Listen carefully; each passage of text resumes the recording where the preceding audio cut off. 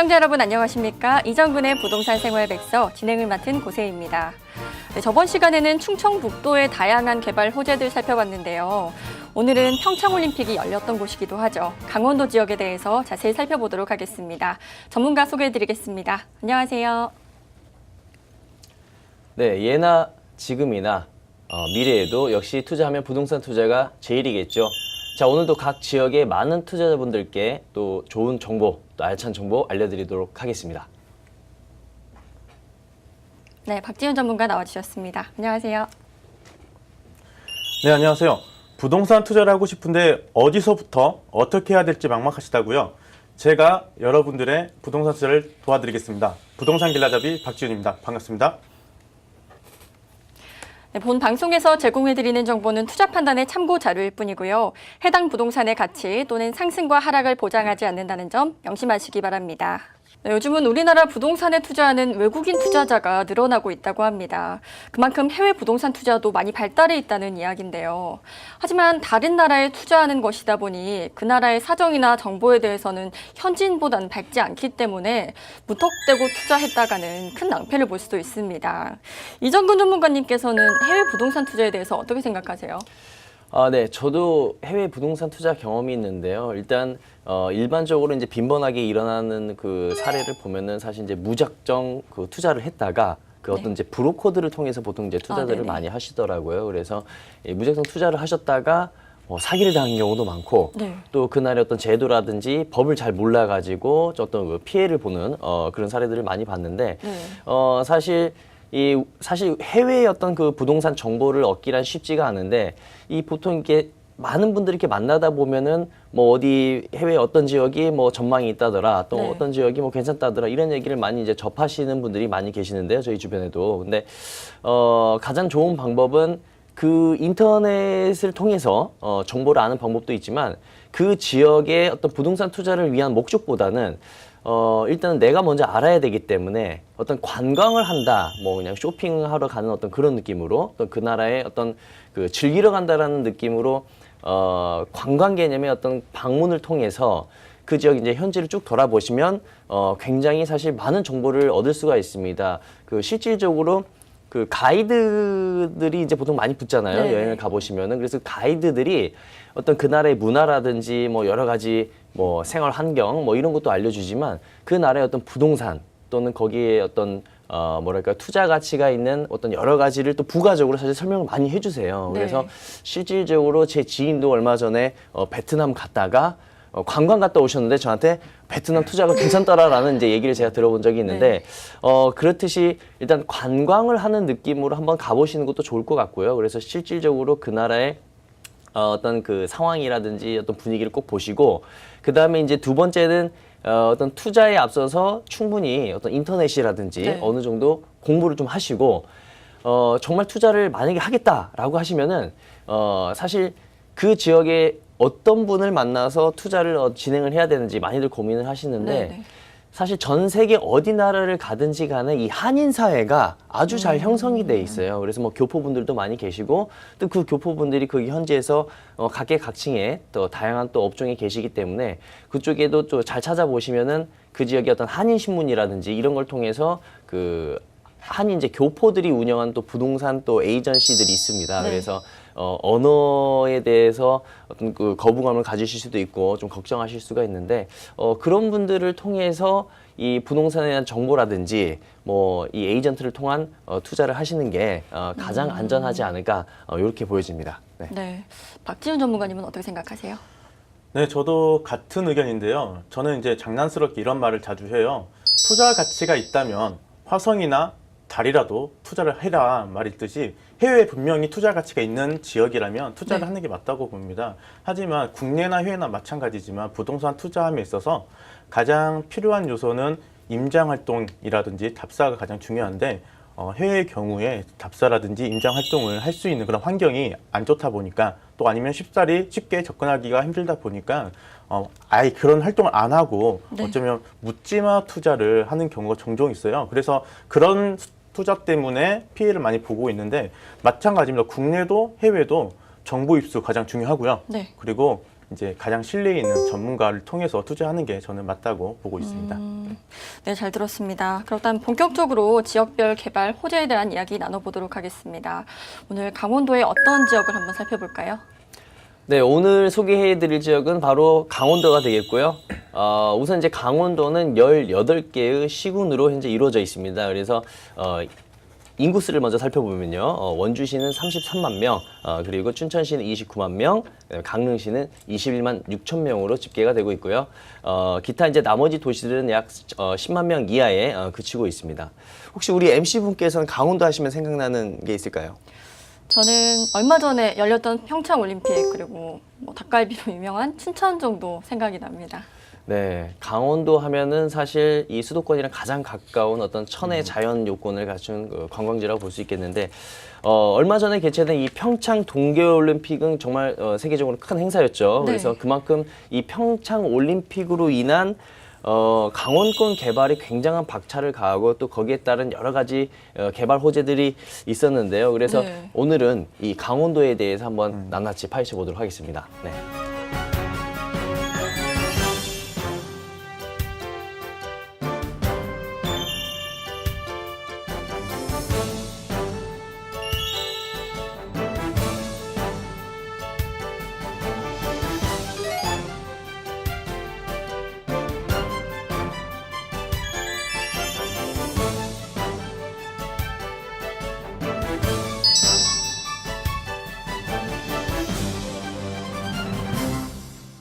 네, 올림픽이 종료가 됐는데도 이 부동산 시장에 영향이 있나 봐요.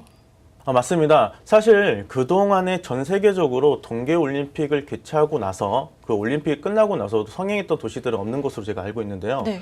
이유는 단순하다고 생각해요. 바로 인구입니다.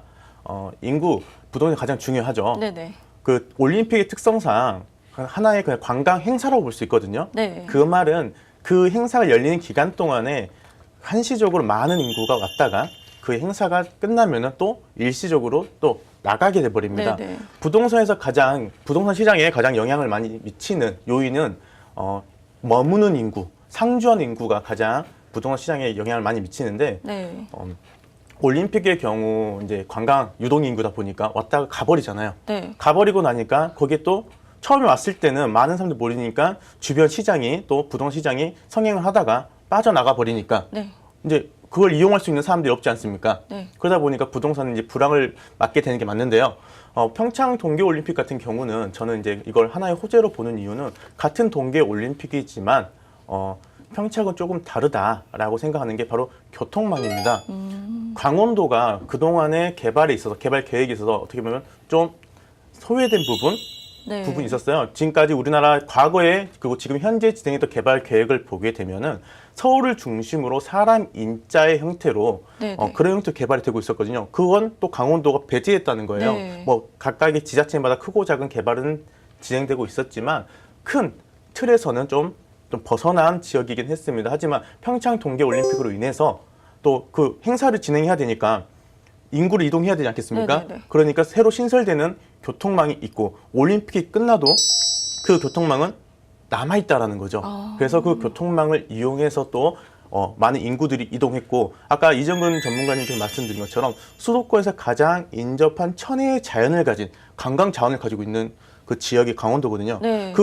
예전에 교통망이 불편했기 때문에 많이 갈 수가 없었어요. 네, 맞아요. 하지만 이러한 신설되는 교통망과 또 신설 예정인 교통망으로 인해서 많은 사람들이 이동이 예측되기 때문에 그 지역, 강원도 지역에 또 큰 개발 호재가 있다고 저는 생각을 하고 있습니다. 네. 올림픽으로 인해서 교통망이 좋아졌다는 말씀이신데요. 그렇다면 이 교통망으로 인해서 어떤 부분이 강원도의 호재로 이어지는 건가요? 네. 4차 국토종합계획에서도 이제 확인할 수 있지만 이 동쪽은 동해안 에너지 관광 벨트로 현재 이제 지정이 되어 있습니다. 그래서 에너지 관련 사업과 또 역시나 이 관광 이 사업을 더 동시에 이제 추진을 하는 지역이라고 보시면 될 것 같은데요.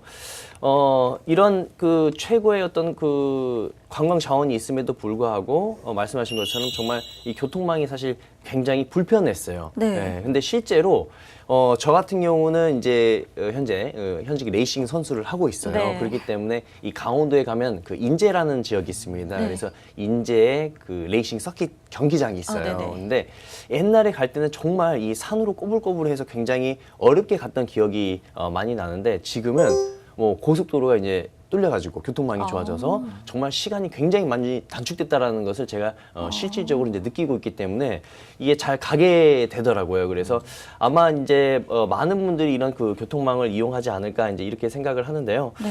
그래서 이 강원도 쪽은 이 수도권에서 가장 가까운 정말 그 자연 환경이 잘 갖춰진 관광지고 또 바닷가가 있지 않습니까? 동쪽에 바닷가가 네. 있기 때문에 교통망이 사실 안 좋았을 때도 거의 뭐 주말에는 차가 굉장히 밀려서 실질적으로 이 한 2시간이면 올 수 있는 거리를 뭐 한 4시간, 5시간 소요해서 오는 경우도 뭐 빈번하게 일어났는데 네. 그래서 이 교통망으로 인해서 강원도 쪽을 찾는 사람이 분명히 많아질 거라고 생각을 하고 뿐만 아니라 사실 이제 좀 특수한 경우입니다. 이 다른 지역 같은 경우는 어떤 개발 호재로 인해 가지고 어떤 그 투자라든지 인구 유입이라든지 이런 걸 사실 기대를 많이 했는데 요즘에 그 대기 오염이 굉장히 심하잖아요. 네. 그래서 옛날에는 사실 이게 사람이 아파야 마스크를 쓰고 다녔는데 지금은 마스크 쓰고 다녀도 아픈 게 아니라 이 미세먼지라든지 어떤 네, 황사 뭐 맞아요. 이런 걸로 인해서 쓰고 다니는구나라고 하는 세상이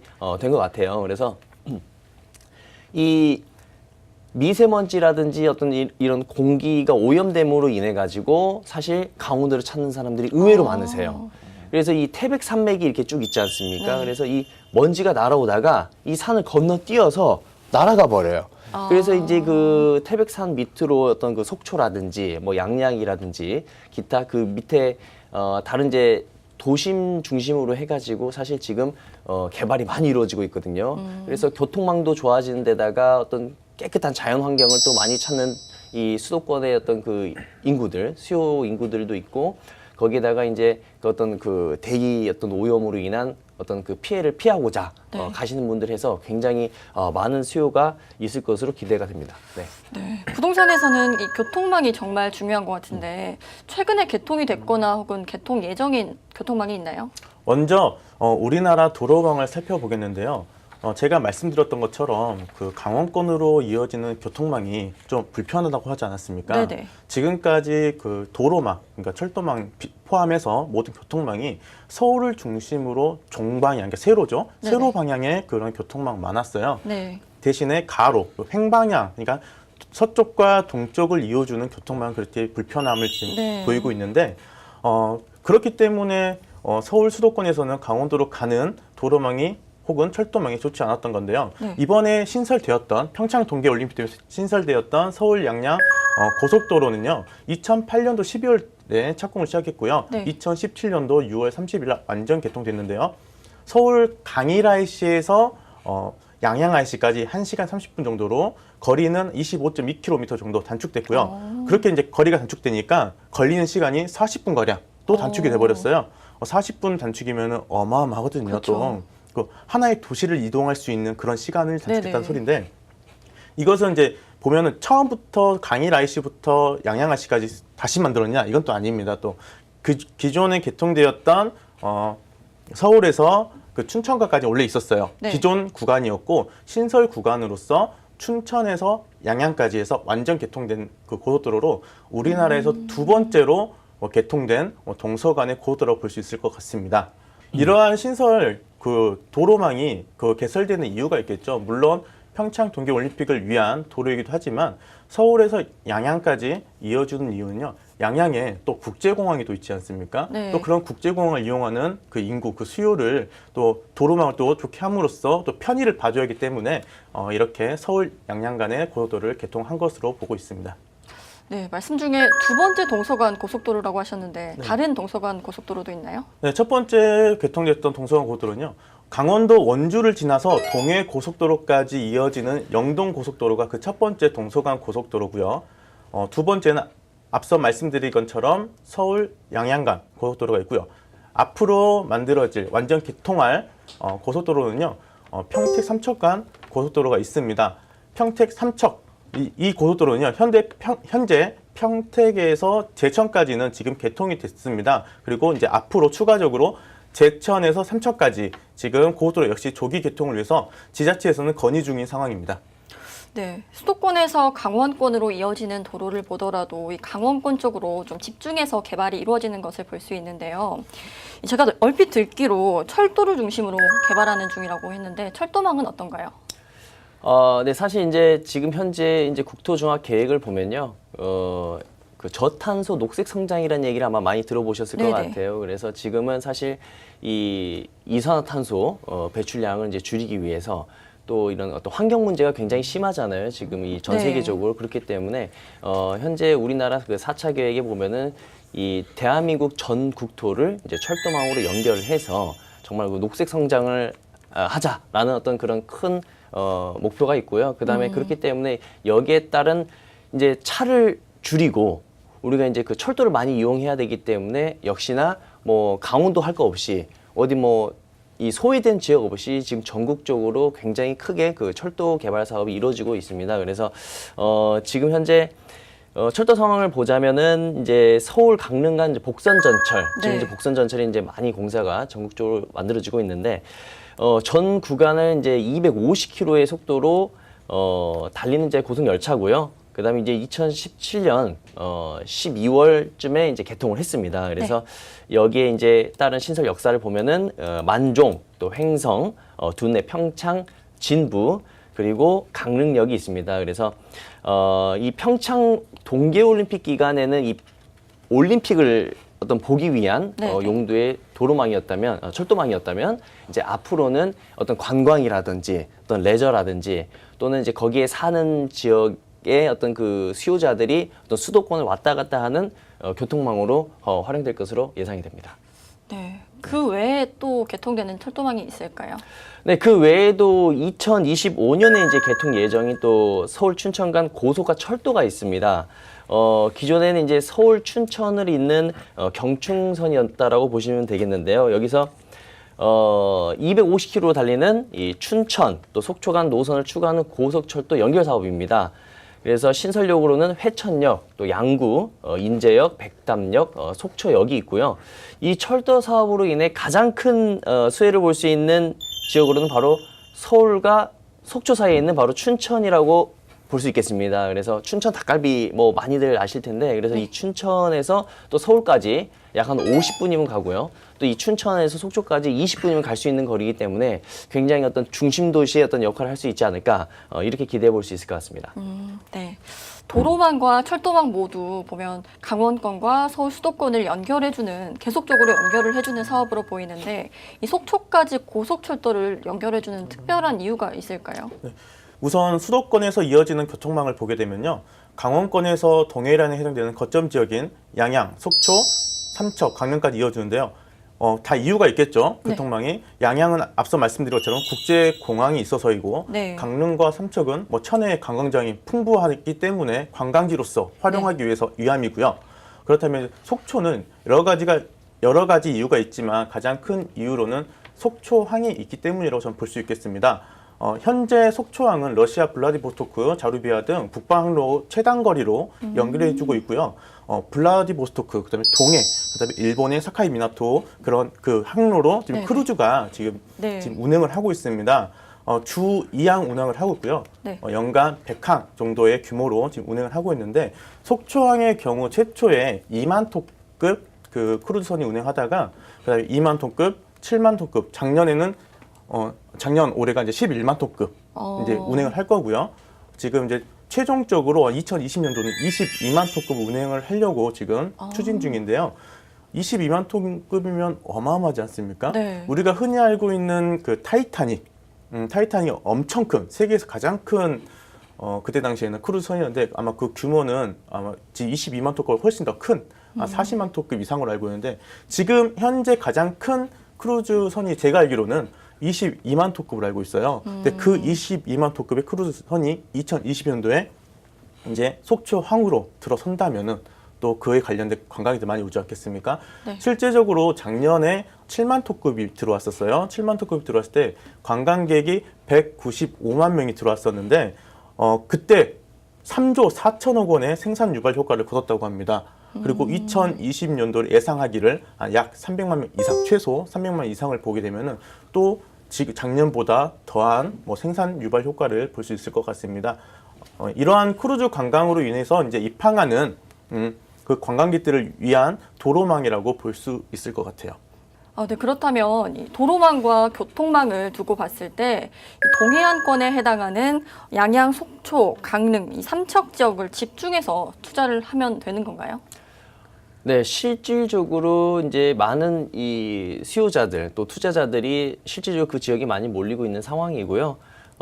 특히나 이제 동해안권에는 이 아까 말씀드린 것처럼 어떤 뭐 크루즈가 들어온다라든지 또 이런 어떤 레저 관광 사업이 굉장히 활발하게 진행이 되고 있습니다. 그래서 지금 현재 올해 들어서 뭐 약 한 2달 만에 강원도에서 문을 연 호텔이 6개가 넘는다고 하니 그만큼 이 교통망이라든지 또 어떤 여러 가지 관광 레저 사업 같은 것들이 앞으로 많이 활성되고 있기 때문에 이런 많은 투자가 현재 이루어지고 있다고 볼 수 있겠고요. 현재 평창 올림픽이 끝났지만 사실 이 세계 다른 나라의 이 평창 올림픽처럼 이 동계 올림픽이 끝나고 나면 대부분 이 유령 도시가 된다라는 얘기를 많이 해요. 하지만 현재 대한민국 같은 경우는 이 올림픽이 끝났음에도 불구하고 현재 주중 호텔 투숙률이 약 50에서 60%에 달하고 있는 상황이라고 합니다. 그래서 이 호텔 또 고객 단가도 굉장히 또 높은 편에 지금 속한다고 하는데 그럼에도 불구하고 이 교통망이나 이런 것들이 굉장히 좋아지고 있기 때문에 수도권에서 특히 이 강원도 쪽의 어떤 관광이라든지 이런 뭐 레저라든 것들을 이제 즐기기 위해서 많은 분들이 현재 찾고 있는 상황이다라고 볼 수 있겠고요. 네, 최근 이렇게 고급 호텔들이 많이 늘어났다는 점을 본다라고 한다라면은 역시나 투자처로 충분히 눈여겨볼 만한 지역이 아닌가 이렇게 생각합니다. 네. 이 강원 지역에 왜 이렇게 고급 호텔이 늘어나고 있는 거예요? 네, 이는 양적으로나 질적으로나 그만큼 사업성이 있다라고 볼 수 있겠는데요. 불과 작년 1년 사이만 하더라도 투자금 1조 원이 지금 그 일반 기업들이 넘었다고 하니 굉장히 뭐 큰 사업이 아닌가 이렇게 이제 보여지고 있고요. 그렇기 때문에 지금 이제 동해안 지역은 사실 우리가 이제 비수기, 뭐 성수기 얘기를 많이 하는데 사실 이 동쪽은 이미 그 성수기와 비수기의 어떤 그 벽이 깨졌다고 보시면 될 것 같아요. 그래서 이 주중에도 교통망이 아까 좋아졌기 때문에 그만큼 많은 왕래가 오고 가기 때문에 또 그만큼 시간이 단축돼서 이 많은 그 수요자들이라든지 투자자들이 많이 몰리고 있고 역시나 이 관광객들이 많이 몰리고 있기 때문에 그래서 더욱이나 이 동쪽을 눈여겨봐야 하지 않을까 이렇게 생각하고 있습니다. 네, 그럼 박지훈 전문가님은 어떻게 생각하세요? 네, 물론 이정근 전문가께서 말씀하신 도시들도 교통망의 수혜를 봐가지고 많은 부동산 시장에 상승 여력이 있어 보입니다. 저는 추가적으로 이러한 관광 수요만을 집중한 도시들보다 최근 신설된 교통망 플러스 그다음에 신설 예정인 교통망이 중심에 있으면서 풍부한 관광 자원과 기업이 있는 도시를 집중하는 것을 또 추천해 드리겠습니다. 관광 자원과 기업이 있는 곳이라면 어디 말씀하시는 거예요? 저희가 앞서 말씀드린 교통망을 보게 되면 기존에 연결되었던 구간에 추가적으로 구간을 설정함으로써 종착지 추가로 양양이라든지 강릉, 그다음에 속초로 이어졌지 않습니까? 네네. 바로 눈치를 채셨을 텐데요. 저는 그 중간에 이미 만들어 있던 그 개통되어 있던 구간의 중심인 춘천과 원주를 투자 지역으로서 관심을 가지고 봐야 된다고 생각을 하고 있습니다. 네. 먼저 이러한 두 도시 중에 원주시 정보를 좀 알려드리겠는데요. 네. 원주시 인구는 33만 명인데 현재 그 거주 인구가 33명이지 않습니까? 네. 추가적으로 유입될 인구가 이제 50만 명으로 지금 계획 중입니다. 기존 도시 지역인 중심 생활권과 서부 생활권이 가장 많은 인구 유입을 계획하고 있기 때문에 그 지역을 관심 있게 보는 것을 제가 추천드리겠습니다. 네, 50만 명이면 꽤 많은 수의 인구 유입인데 그렇다면 원주시에는 또 어떤 개발 호재가 있을까요? 올해 1월 기준으로 서부 생활권 인구가 약 2만 4천 명 정도고요. 그다음에 중심권 현재 약 20만 명을 넘고 있습니다. 그래서 원주시 도시기본계획을 보면 2030년까지 중심권 약 25만 명 을 넘길 것으로 예상이 되고요. 그다음에 서부권 같은 경우는 11만 8천 명으로 현재 이제 계획을 하고 있다라고 보고 있는데요. 중심권은 이제 기존에 있던 그 시가지다 보니까 사실 이제 새로운 그 도시를 만드는 것은 굉장히 드문 일인데요. 네. 하지만 이제 원주시는 전국에서 유일하게 이 혁신 도시와 기업 도시가 둘 다 들어가는 곳입니다. 그래서 이 중심권에 만들어진 혁신 도시의 인구가 대부분 그 중심 생활권에 이제 인구를 차지하고 있기 때문에 네. 원주 기업 도시가 이제 만들어지고 있는 중인 거죠. 그래서 서부 생활권에 들어오는 원주 기업 도시는 약 5만 명의 고용 창출을 현재 기대를 하고 있고요. 그다음에 이제 또 3조 원 이상의 또 생산 효과를 현재 계획하고 있습니다. 그래서 원주시 지정면 일원에 약 160만 평 규모의 네. 2018년 올해죠. 올해 12월까지 이제 부지 조성 공사를 현재 완료 예정이라고 합니다. 교통망은 어떨까요? 네, 추가적인 교통망으로는 원주 여주 간 복선 전철을 볼 수 있겠는데요. 여기에 투자되는 예산이 약 5,300억 원 정도. 그래서 약 2023년 정도까지 현재 여주역과 또 서원주역 사이에 약 22km 네. 구간에 또 전철을 또 신설을 해서 이 교통망이 약 한 3개 정도로 더 추가될 것으로 보여지고 있고요. 또 이 혁신도시와 기업도시 또 조성 등으로 또 수요가 굉장히 이제 증가할 것으로 보여지고 있습니다. 그래서 이 철도라든지 또 이런 그 기업도시 어떤 이런 것들이 같이 맞물려서 개발이 진행이 되면 굉장히 많은 부동산 가치를 상승시키는데 큰 역할을 하지 않을까 이렇게 보고 있습니다.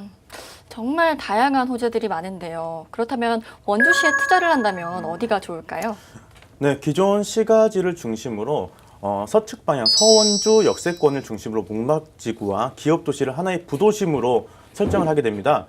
그렇게 돼서 그 이 부도심은 원주시의 관문 역할과 동시에 네. 원주 그 도심 기능의 분담 역할을 하려고 하는데요.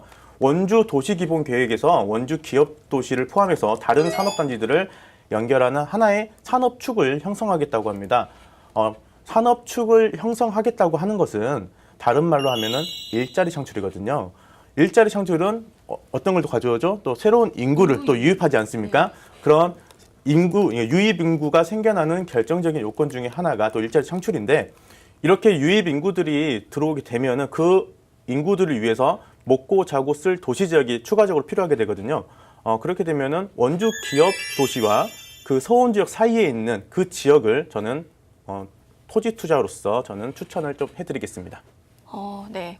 정리를 해보자면 이 일자리 창출은 직접적인 인구 유입이 생겨나기 때문에 이 인구를 위한 도시를 미리 예상하고 그 지역에 미리 토지 투자하는 게 좋다고 말씀해 주셨는데요. 이번에는 춘천시에 대한 정보 부탁드리겠습니다. 네, 최근 춘천은 이 교통망으로 인해서 아파트 매매 시세가 평당 1,000만 원에 다다랐다고 합니다. 여기서도 역시나 이 교통망이 얼마나 중요한가라는 걸 볼 수가 있는데요. 이 서울 양양을 1시간 30분 만에 또 달릴 수 있는 동서고속도로가 최근에 또 개통이 되었고요. 이 고속도로 중간에 춘천은 이 양양과 서울을 또 1시간 이내로 진입할 수 있는 지역이기도 하기 때문에 굉장히 아마 부동산 가치를 상승시키는데 큰 역할을 했다라고 볼 수 있을 것 같고요.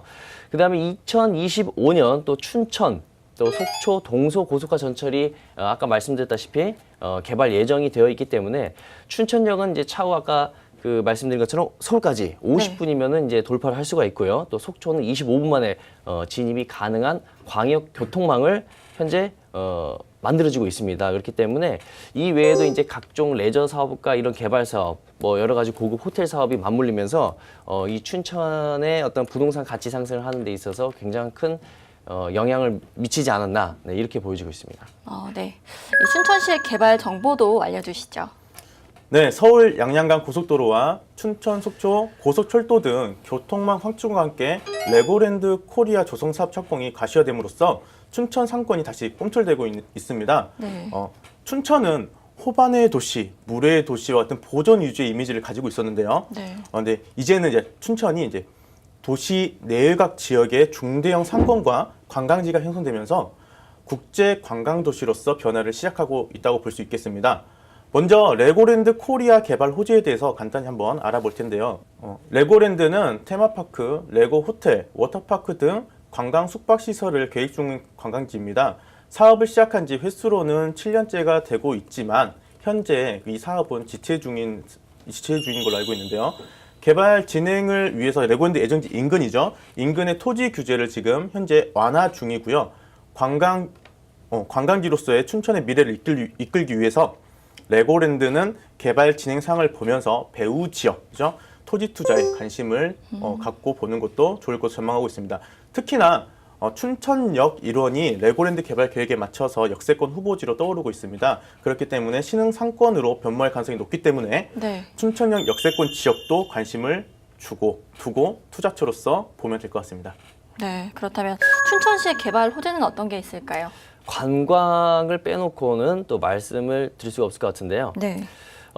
이 춘천에 이제 의암호라고 있습니다. 이 의암호 일대는 이제 2020년까지 시민 또 복합공원이 만들어지고요. 그다음에 문화 엔터테인먼트, 또 레포츠 체험, 그리고 또 체험학습 등의 어떤 그 여러 가지 문화라든지 관광 시설이 만들어질 계획이 있고요.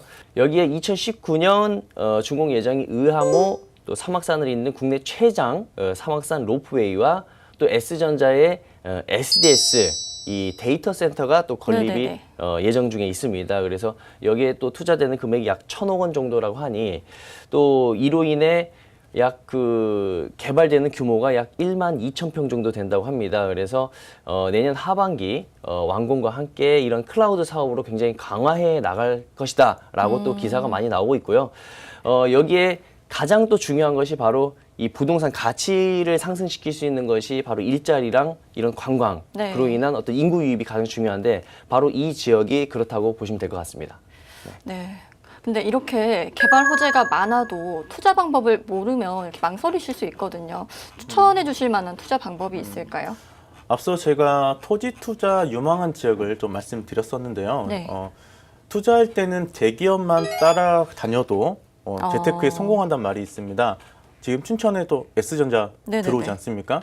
S전자 엄청난 또 우리나라에서 국제 대기업이지 그렇죠. 않습니까? 그런 대기업이 들어오면은 주변에 협력업체들 같이 들어오면서 많은 일자리를 또 동반하게 됩니다. 그런 일자리에 보면 요즘 또 1인 가구, 2인 가구 많다 네. 보니까 그 대기업이 들어선 지역 주변에 분명히 오피스텔이나 도시형 생활주택 같은 1인 소형 주택이 네네. 또 많이 만들어질 거란 말이죠. 네. 그러면 그런 거에 수익형으로서 투자를 해보는 것도 괜찮다고 판단되어지고 또 그러한 인구들이 몰려 있으니까 또 편의시설을 만들어줘야 되겠죠. 그러면 또 상가가 또 많이 만들어지고 또 대기업 주변이다 보니까 배후 수요가 탄탄합니다. 그래서 네. 그 상가 같은 곳에 투자해서 수익을 보셔도 될 것 같습니다. 네, 잘 들었습니다. 네, 지금까지 강원도 지역 개발 정보에 대해서 알아봤습니다.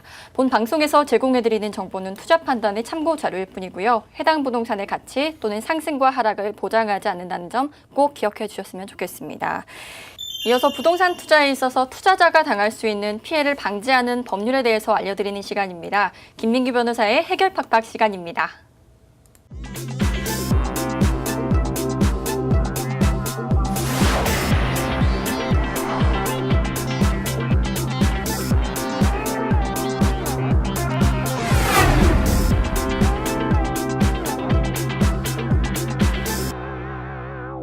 네, 이번 시간에는 부동산 계약을 할 때 부동산 중개업자의 과실 부분에 대해서 이야기 나눠보도록 할 텐데요. 변호사님, 월세나 전세 계약할 때 혹은 투자 목적으로 집을 살 때 어떤 점을 가장 주의 깊게 확인해야 될까요?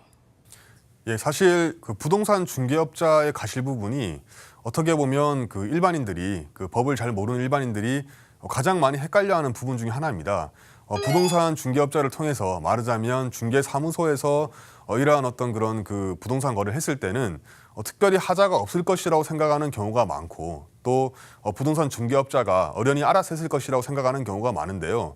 실상은 그렇지 않은 경우가 참 많습니다. 그렇기 때문에 부동산 중개를 할 때는 너무 부동산 중개업자만 믿지 마시고 철저하게 그 부동산 등기부 등본을 떼본다든지 다른 서류들을 떼보면서 확인을 하는 게 필요한데요.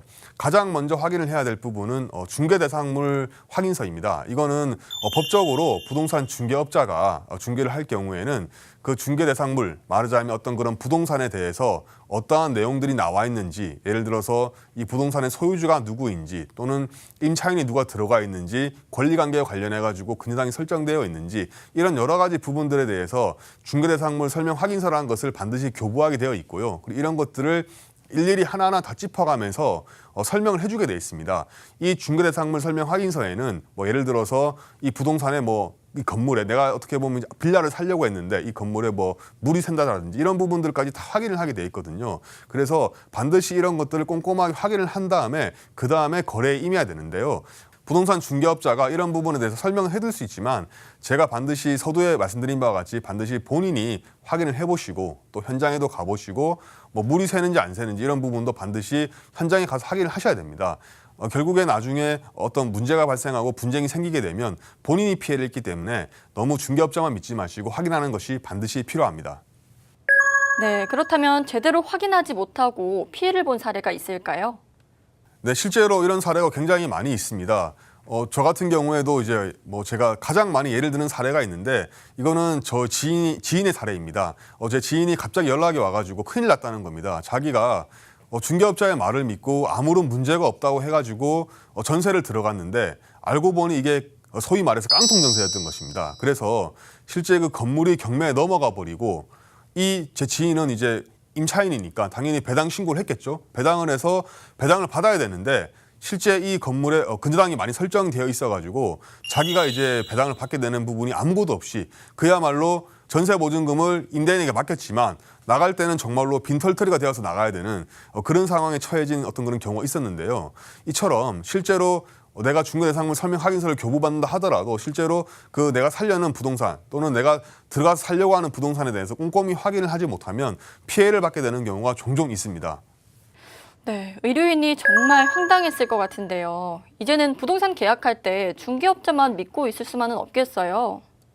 네, 실제로 그렇습니다. 이제 사실 이제 부동산 중개를 하게 되면 아마 이제 많이들 보신 게 공제증서라는 게 있을 거예요. 공제증서 해가지고 몇 억, 예를 들어서 중개상의 과실이 있으면 공제협회에서 부동산, 그러니까 말하자면 공인중개사협회에서 다 모든 것을 보상해준다라고 이제 되어 있는 공제증서가 있는데 이거는 사실 제가 볼 때는 보험을 생각해 보시면 될 것 같습니다. 우리가 보험 사고가 발생했을 때 보험금을 청구를 하잖아요. 근데 보험금 청구를 하게 되면 보험사가 무조건 보험금을 주나요? 아닙니다. 그 보험 사고에 대해서 보험사가 먼저 조사를 하고 나서 줄만한 상황이 되었을 때 보험금을 주는데요.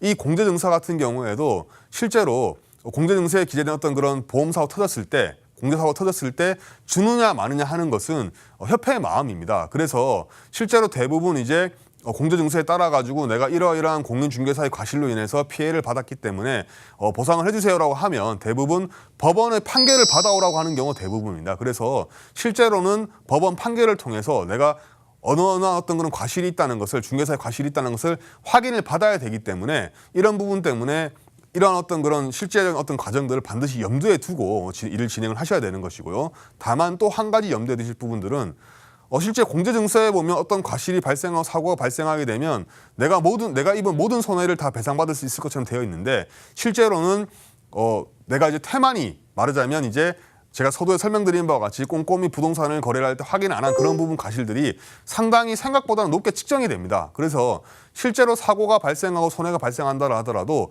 내가 입은 손해를 100% 손해배상 받는 경우는 거의 없습니다. 제가 아까 전에 말씀드린 지인의 어떤 그런 사고의 경우에도 실제 제가 이제 소송을 통해서 인정받은 금액은 전체 피해 금액의 50%밖에 되지 않습니다. 그러면 왜 50%에 대한 부분은 또 삭제가 됐느냐 하면 이 부분에 대해서는 그 과실, 말하자면 중개를 한 그 부동산 업자의 과실뿐만 아니라 나 역시도 마찬가지로 부동산을 구매를 하고 임차를 했을 경우에는 꼼꼼히 살펴봐야 되는데 그러한 부분 확인을 안 한 부분에 대해서 과실이 측정이 되기 마련입니다. 따라서 실제로 공제증서를 가지고 있다 하더라도 곧바로 배상이 이루어지지 않는다는 점 그 점과 그리고 내가 받은 손해를 100% 다 보상을 못 받을 수 있다는 점들을 유념해 두시고 거래를 하셔야 될 것 같습니다.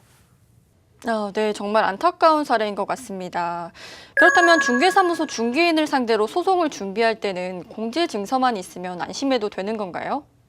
그 제가 말씀드린 바와 같이 이제 공제 증서만 있다고 하더라도 안심할 수가 없습니다. 공제 증서를 가지고 실제로 이제 보상을 받으려고 한다 하더라도 실제 이제 소송을 해서 판결을 받아오라고 하기 때문에 실제로는 내가 어떠한 부분에서 이제 공인중개사의 과실이 있는지를 일일이 하나하나 다 입증을 해야 되고 법원의 판단을 받아야 됩니다. 그렇다면 그런 경우에는 어떻게 해야 될까요? 1차적으로는 소송에서는 증거가 가장 중요하기 때문에요. 공인중개사 또는 중개업자가 어떠한 과실을 저질렀는지에 대해서 내가 꼼꼼히 생각을 해보고 그 과실에 대한 입증 자료들을 하나하나 모아야 됩니다. 제가 기사 방송에서 많이 예를 들었다시피 공인중개사가 이러이러한 과실을 인정하는 부분에 대한 어떤 그런 녹취록 같은 것이 있을 수 있고요. 또 그 과실과 관련된 어떤 그런 문서들도 있을 수 있겠죠. 그래서 이런 부분들을 꼼꼼히 준비하셔서 법률 전문가의 상담을 통해서 소송을 진행하시는 게 좋습니다. 네, 오늘은 부동산 중개업자의 과실 부분에 대해서 알아봤는데요. 주의할 점 모두 숙지하신 후에 안전한 거래 하셨으면 좋겠습니다. 본 방송에서 제공해드리는 정보는 투자 판단의 참고 자료일 뿐이고요. 해당 부동산의 가치 또는 상승과 하락을 보장하지 않는다는 점 꼭 기억해 주셨으면 좋겠습니다. 네, 오늘은 강원도의 원주시, 속초시, 춘천시에 대해서 다양하게 알아봤는데요. 마지막으로 시청자분들께 조언 한 말씀 부탁드릴게요. 네, 오늘 강원도 지역에 대해서 알려드렸는데요. 지금 현재 전국에 다양한 개발 호재들이 있습니다. 그래서 이 다양한 호재들 중에서 특히 교통망, 오늘 강원도 쪽은 좀 유심히 보셔야 될 것이 바로 이 교통망이 연결되는 지역을 꼭 유심히 보셨으면 될 것 같고요. 그다음에 그 지역에 가셔서 역시나 어느 정도의 또 발품을 파시고 그 지역에 또 부동산 관련된 여러 가지 또 이 정보를 수집을 해서 투자를 하신다면 아마 큰 도움이 되지 않을까 이렇게 생각합니다. 감사합니다. 네, 박지훈 전문가님. 네, 오늘 헤어스타일이 좀 지난 시간에 비해서 좀 과하게 올라가지 않습니까? 오늘 그러니까 헤어스타일링을 해주신 그 미용업에 종사하시는 분하고 이야기를 나눴는데 머리를 하면서 이야기를 나눴는데 네. 본인 동료죠. 같은 미용업에 종사하시는 동료분이 몇 번의 정보를 알려줬대요. 어디 부동산이요? 네, 네. 아파트를 사서 얼마를 벌었네. 어... 처음에는 거주 목적으로 샀는데 어쩌다 보니까 시세 차익을 남기게 됐고 네. 거기서 재미를 보더니 또 이제 투자하게 돼가지고 이런 말이 있대요. 미용업에서 이제 이거 비하하는 말은 아니지만 그분이 네. 했던 말이기 때문에 미용업에서는 이 돈 못 번다, 부동산을 해야 된다라고 말을 했었지만 지금 오늘 이 머리를 만들어 주셨던 스타일링 해줬던 분은 차마 투자를 못했다 하더라고요. 네. 자기는 배짱이 없어서 못하네라고 했는데 저는 못했다는 게 아니라 안 한 거라고 봐요. 네. 투자는요, 확실한 정보가 있다면 결정은 과감하게 해야 됩니다. 과감하게 결정을 하지 않고 이러네 저러네 또 너무 부정적인 생각을 하다 보면은 그 기회는 다 놓쳐버립니다. 기회가 왔을 때 꼭 잡으시길 바라겠습니다. 감사합니다. 네. 프랑스의 황제 나폴레옹은 승리는 가장 끈기 있는 자에게 돌아간다고 말했습니다.